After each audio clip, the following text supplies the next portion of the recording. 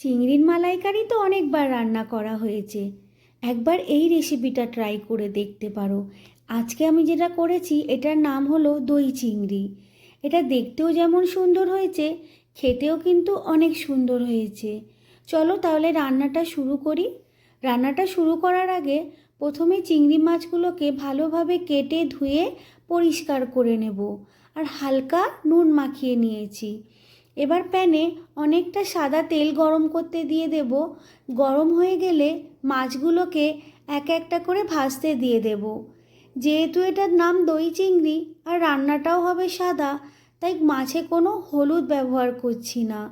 মাছগুলোকে কিন্তু খুব বেশি ফ্রাই করব না, হালকা গোল্ডেন রং ধরে নিলেই মাছগুলো নামিয়ে নেব।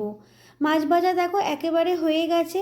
এবার ওই তেলেই আরও একটু তেল অ্যাড করে দিয়ে কিছু গোটা গরম মশলা অ্যাড করে দিয়েছি।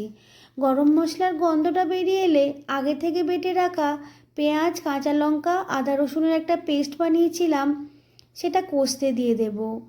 পেঁয়াজ বাটা ভাজতে একটু সময় লাগে, যাই হোক অল্প একটু সময়ের ভাজা হয়ে গেলে এরপরে আমি অ্যাড করে দিলাম ফ্যাটানো টক দই, আর কাজু, পোস্ত, চারমগজের একটা পেস্ট বানিয়েছিলাম, সেটাও অ্যাড করে দেব। যেহেতু টক দই দিয়ে দিয়েছি, তাই গ্যাসের ফ্লেম কিন্তু আর বাড়ানো যাবে না। এবার দিয়ে দিলাম পরিমাণ মতো নুন আর চিনি, আর গ্যাসের ফ্লেম একেবারে কম করে আস্তে আস্তে করে মশলাটা কষতে থাকবো। আর ওপর থেকে কিছু চেরা কাঁচা লঙ্কা আর সামান্য একটু জল দিয়ে দেব, যাতে না মশলাটা নিচে ধরে যায়। এইভাবে কষা কষা হয়ে গেলে দেখবে তেল বেরিয়ে এসেছে। এরপর আগে থেকে ভেজে রাখা চিংড়ি মাছগুলো মশলার ওপরে দিয়ে দেব। মশলাটা আর মাছটা ভালোভাবে মিশিয়ে গ্যাসের ফ্লেম কমিয়ে ঢাকা দিয়ে বেশ কিছুক্ষণ রান্না করলেই দেখবে মাছের গা থেকে একটা তেল বেরিয়ে এসেছে। ব্যাস, রান্নাটা প্রায় শেষ।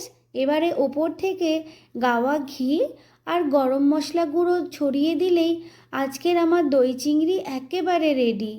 সত্যি বলছি, দেখো দেখতে কত সুন্দর হয়েছে, আর খেতেও কিন্তু খুব সুন্দর হয়েছে। যারা চিংড়ি মাছের মালাইকারি খেয়ে বোর হয়ে যাচ্ছ, তারা এই রান্নাটা একবার অবশ্যই